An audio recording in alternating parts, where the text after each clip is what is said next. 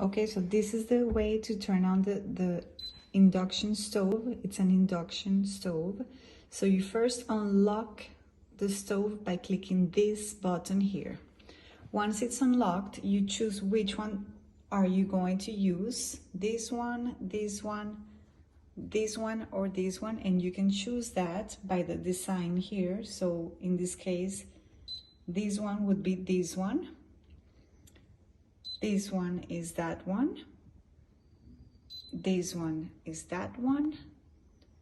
And this one is this one. And then you just choose the setting you would like. So let's choose this one here. And then I'm choosing the highest setting, which is 15. And then to lower the temperature, you go do the same thing.